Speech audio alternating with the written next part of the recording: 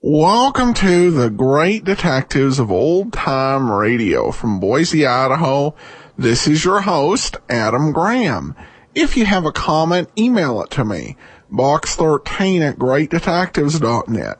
Follow us on Twitter at Radio Detectives and become one of our friends on Facebook, facebook.com/Radio Detectives. Well, before we do get started, I want to let you know that today's program is brought to you by the financial support of our listeners, and you can support the show at support.greatdetectives.net. Also over at greatdetectives.net this weekend, I have my review of the Australian radio drama series Deadly Nightshade, the second of the Gregory Keane serials. And you can have all of the articles from greatdetectives.net delivered by subscribing on Kindle, and you can try that out free for 2 weeks. Just go to Amazon.com, search for Great Detectives of Old Time Radio. Okay, well, we have a little bit of an extra bonus for today's episode. The lineup was airing right before the evening news, and the cases were a bit shorter to accommodate the evening news. Well, this particular recording actually had a copy of the evening news that came after the lineup. And my initial instinct was just to go ahead and cut the file, but we don't have any listener comments, so I decided to include it. It's from October 22nd, 1952, and I guess we can compare campaign rhetoric from then versus as the presidential election was a few days away versus what we have now. But a nice little historical extra. Let's enjoy the lineup, the Green Cap case.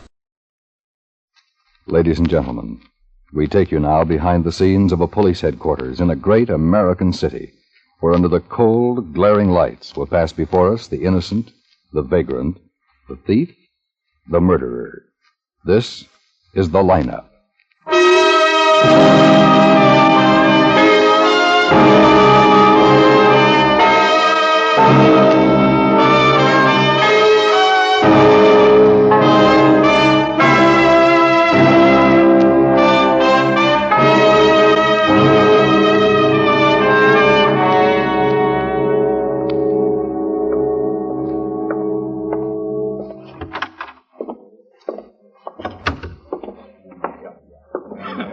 Not late, am I, Lieutenant? No, you're in time, Frank. All that rain outside, I thought I'd never get here. Still coming down? Well, something fierce. We can sit right here. Sure. How does this thing work anyway, Lieutenant, this lineup? Well, there's the sergeant now. May I have your attention, please? You people out there on the other side of the wire in the audience room, may I have your attention, please? Thank you.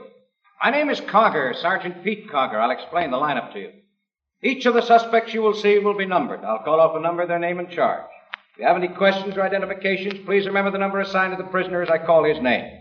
At the end of each line, when I ask for questions or identifications, call out the number. If you're sure or not too sure of the suspect, have him held. The questions I ask these suspects are merely to get a natural tone of voice, so do not pay too much attention to their answers, as they often lie. All right, bring on the line. Step it up, boys. That's right. Right over here to the end of the stage. Keep it moving. That's right over here. Step it up. And now turn, all of you, and face the screen. Keep your hands at your sides. Look straight ahead. All right, number 1, Jefferson Dykestaff, possession of stolen goods. Move right up there, Jeff. That's right. Where do you live, Jeff? Well, I don't know why you got me up here, Sergeant. You ain't got nothing on me. Where do you live, Jeff? Oh, I've got a nice little apartment over on Sedgway Street, Sergeant. What number on Sedgway?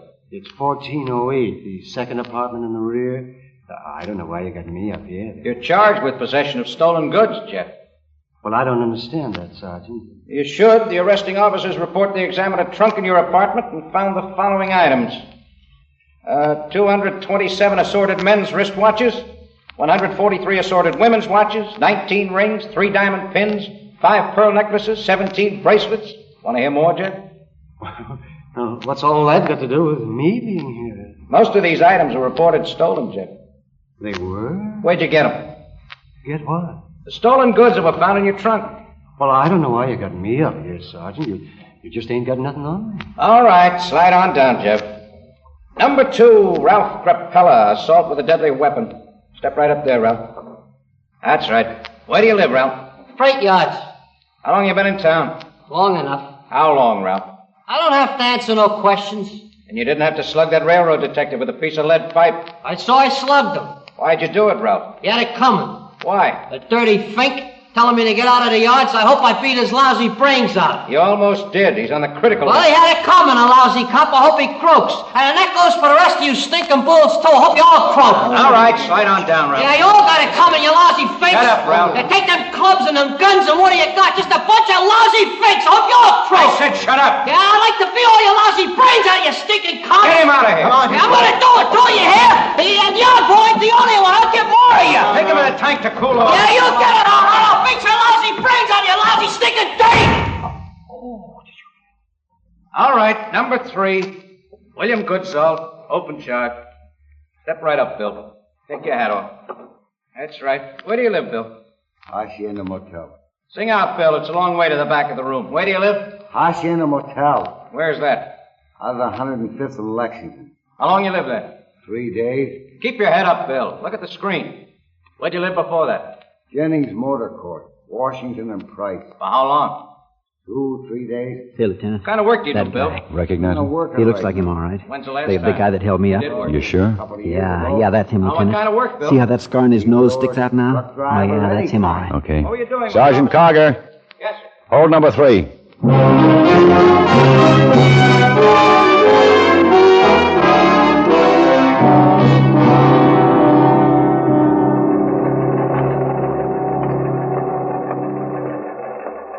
Okay, Pete, let's go. Took you long enough, Ben. Number 3 decided to copper. Didn't have to pick a bowling night. What'd you get him on? Restaurant holdup. Frank's Cafe. Over on Drexel Street? Yeah.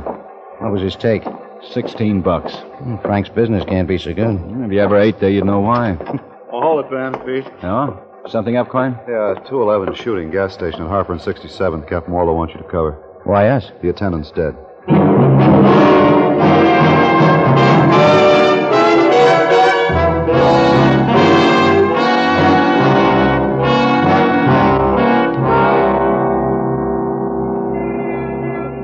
You got here first, Crafton? That's right, Lieutenant. Me and my partner, Salverson, car 62. We got the 211 flash at 8:17 and tore over. Who put the call in? A fellow by the name of Chalmers. He was waiting when we got here. That's him with Salverson over there. Want to get him, Pete? Yes, sir. I can pin down the time pretty close, Lieutenant. How's that? Well, been 2 holdups here in the past couple of months. We got orders to keep an eye on the place. We came by about 8:12. Everything was okay then. So it happened between 8:12 and 8:17. Yeah, that's right. The attendant dead when you got here? Yeah, that's right. This is Mr. Chalmers, Lieutenant Guthrie. Hi, Mr. Chalmers. Well, I'm okay now. I guess kind of excited. I guess I never saw a dead man You put in the before. call for the police? You'd think I would have seen one at my age, but I never saw one before. You're the one who called the police? Yes, sir. I called in, Lieutenant. I didn't touch anything. I know about not touching anything. There's a pay booth over there, so I called in from there. How'd you happen to find him? Well, sir, I drove in here to get some gas. That's my car right over there, that 51 Chevy. Lights were all on and everything, but nobody was around, so I waited for a while, and when nobody come out, I got out of the car and went into the office. He was on the floor with all that blood around. I come out again fast and called the police from that pay booth. Well, thanks, Mr. Chalmers. Stick around for a few minutes, will you? I want to ask you a couple of more questions. Oh, sure, Lieutenant. Be glad to. I'll be in my car. It was kind of a shock. I never saw a dead man before, you know. I'll be in. Let's see how the lab boys are doing, Pete. Yeah, sure. Get anything from Trafton? Only the approximate time, between 8:12 and 8:17. How's it going, Fuller? Hi, Lieutenant. It'll take us another half, 3/4 of an hour. Quite a mess in here. Yeah, must have put up quite a fight. At least 3 slugs in him, maybe 4. Now, what's that under the ladder over there? A green cap. The attendants? Don't know. We'll check it at the lab. Must have been counting his receipts just before it happened. Yeah. Ledger book? Lots of small change and bills scattered around? Looks like whoever did it couldn't have taken anything. Yeah, only the attendant's life. Can you come out here a minute, Ben? Sure, Quine. This is John Pashley, Lieutenant, company supervisor for the service stations in this area. Came down to see if he could help. It's Lieutenant Guthrie. I'm glad to know you, Lieutenant. Nice of you to come down, Mr. Pashley. It's my job. Even if it wasn't, I'd be here. Brennizer was one of our best men. Oh?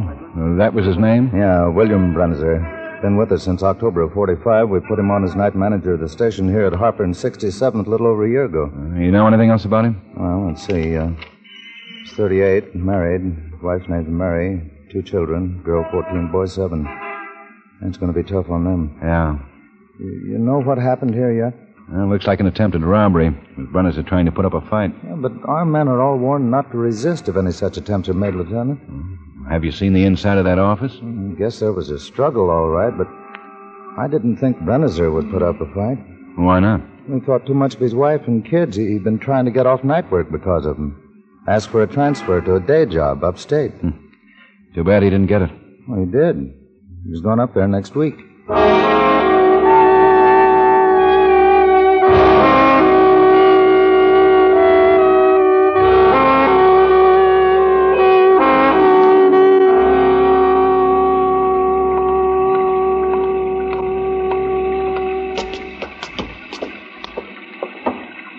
Hate this job. Yeah. Somebody's got to do it. Sure is a lousy night. Yeah. Hello there. Mrs. Brennizer? That's right. We're police officers. Could we talk to you for a minute, please? Why, sure. Come in out of that rain. Thanks. Do you mind coming back to the kitchen? I've got some pies in the oven. I don't want them to burn. Well, sure. You're a policeman, you say? That's right, Mrs. Brennizer. Friends of Bill's, are you? Well, not exactly. Excuse me a minute. I want to check those pies. I'm baking some apple pies. They're Bill's favorites. He'll be home in a little while, and he loves hot apple pie when he comes home. I'll be ready in a minute. I thought maybe you were those 2 squad car men who ride around near the gas station. No, we're not them. Bill's told me about them, how they sort of keep an eye on the place. Makes me feel better knowing they're around. Bill working nights and all, you know. Mrs. Brennizer, there was some trouble down at the filling station tonight. Trouble? Attempted holdup.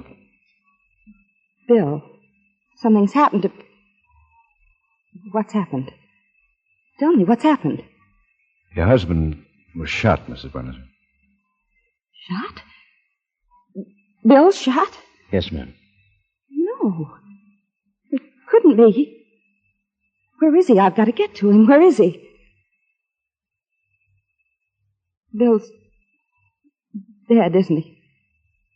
Dead? Yes, ma'am. He promised me he wouldn't fight if anybody tried to hold him up. He promised. And we're leaving next week.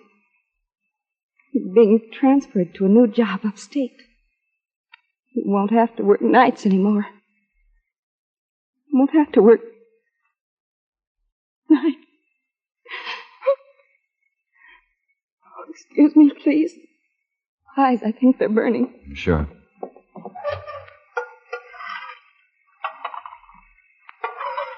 Children were looking forward to it. Having their daddy home for dinner. They've missed that. Not having their daddy home for dinner.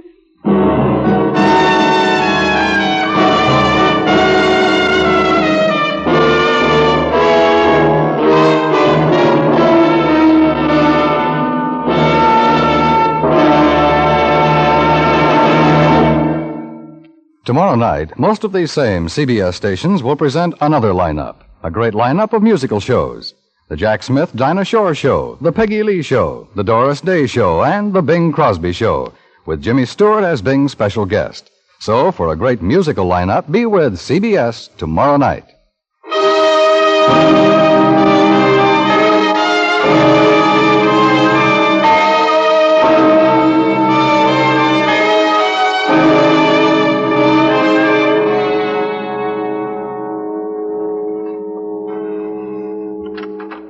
Hi, Pete. Here's ballistics report on the slugs that killed Brennizer, Ben. Oh, good. Let's see.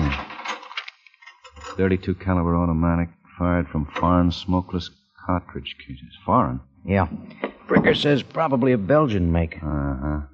The automatic used. That right-hand rifling.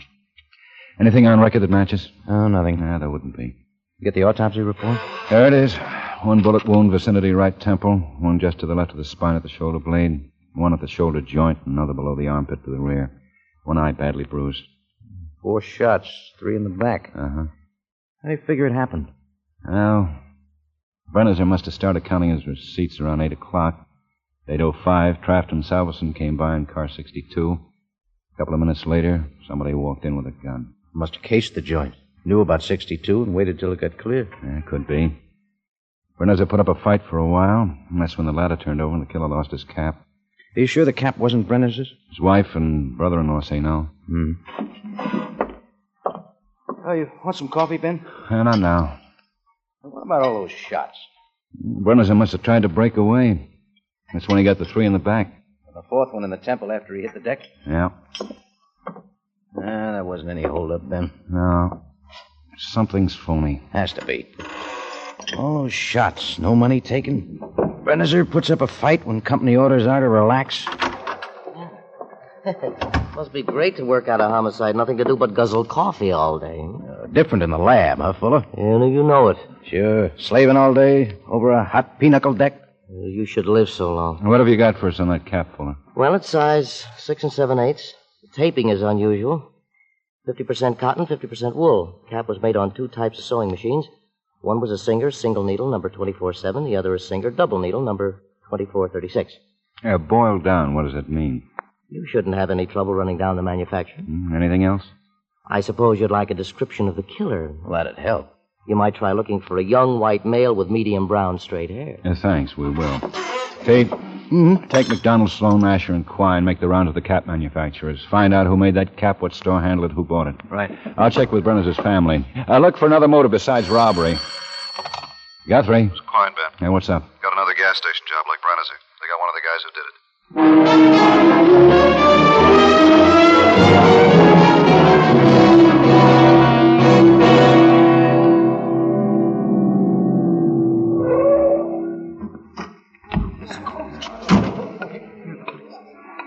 Hi, Ben. Hi.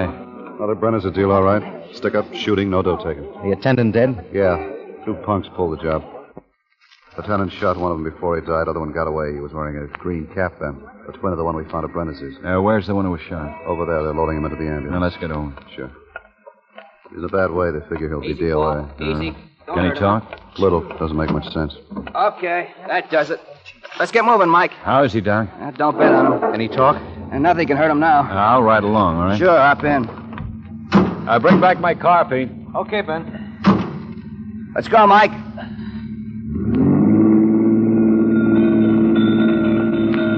Help yourself, Lieutenant.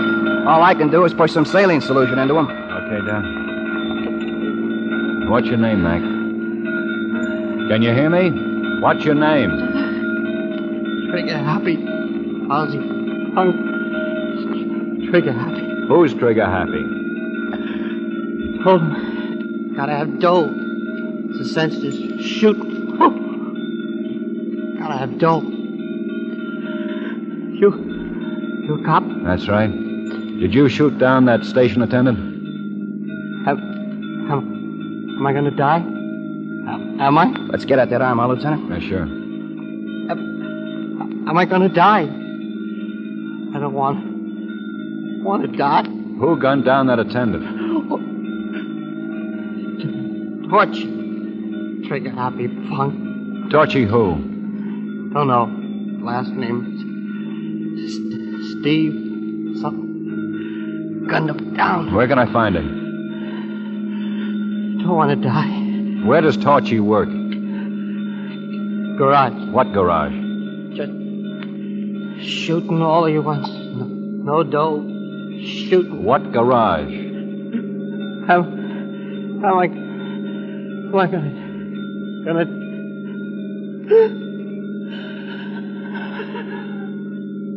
Let me get that needle out, Lieutenant. No use wasting any more of this stuff.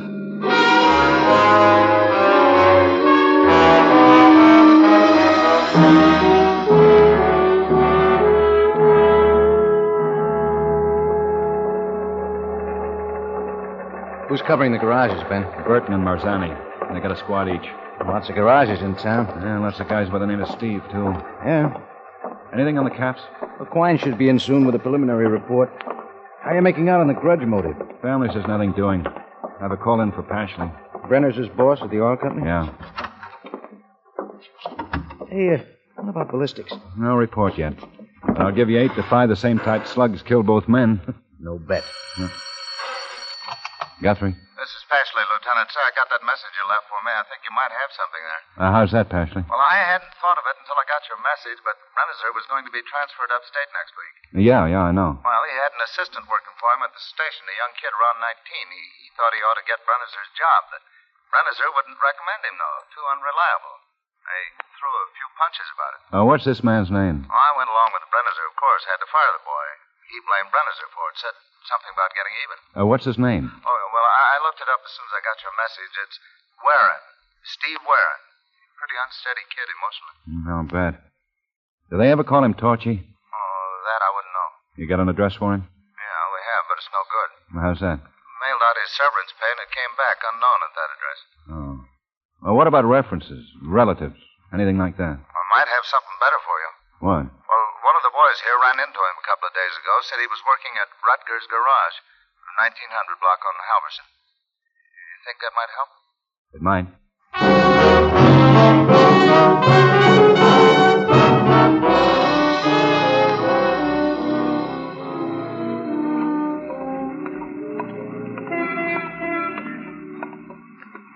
Okay, Pete? Nobody's come out here. And Warren's still in there. What's the pitch?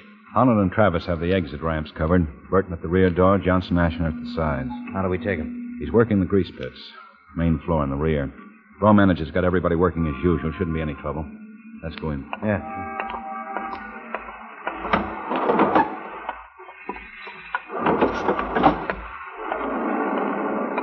Grease pits are back that way. Oh, I see him.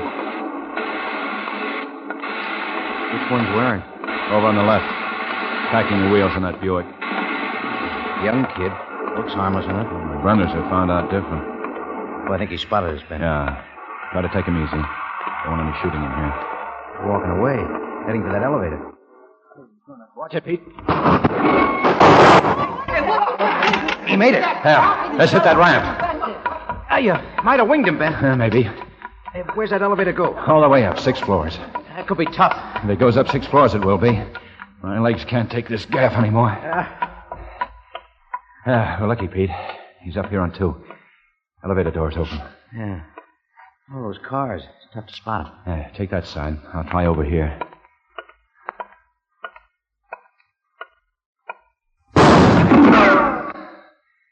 It's no good, Warren.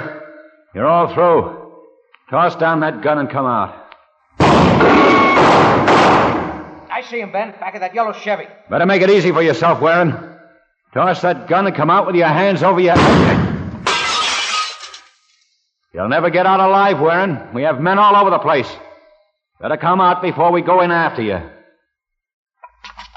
I'm getting closer, Warren. There'll be no second chance.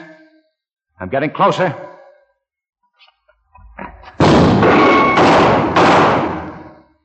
Get him, Pete?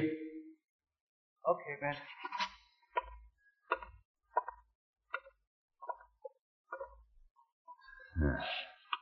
Call it in, Pete. Yeah. Wonder if Quine ever came up with anything on that cap.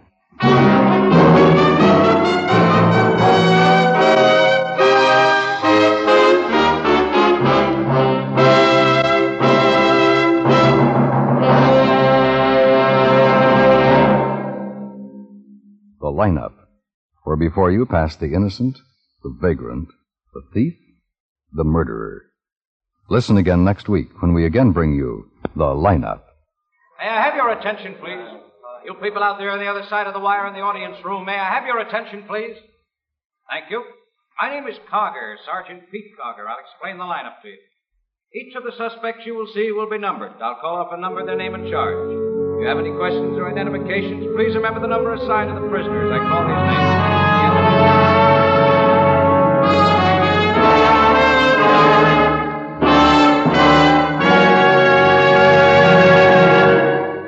The lineup. Lineup, starring Bill Johnstone as Lieutenant Ben Guthrie with Jack Moyles as Sergeant Pete Carger, was written by Sidney Marshall with music by Eddie Dunstetter.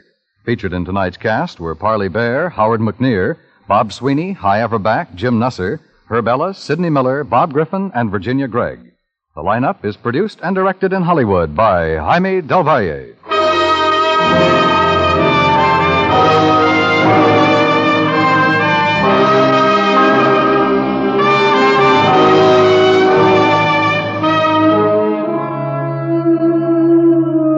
If ever a gal labored too long to land her mate, that gal is Millie, and Millie's mom. There's an unselfish, devoted mother. Does she ever think of herself? No, she's right in there helping Millie get her man. Maybe Millie won't succeed in getting the boss's son, but you'll succeed in laughing when you meet Millie, starring Audrey Totter, Thursday nights on most of these same CBS radio stations.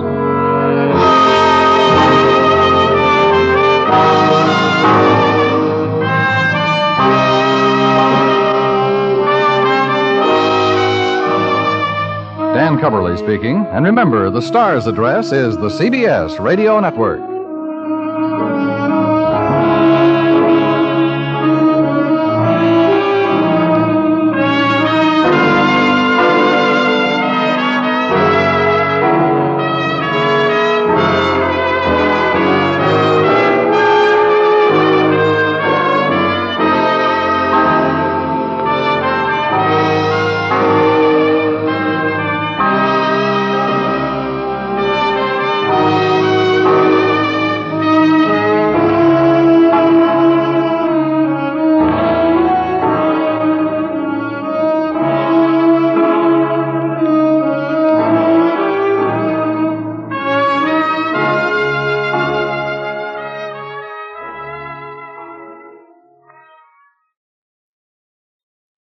Here's Robert Trout with 5 minutes of the latest news brought to you by the Ford dealers of your community.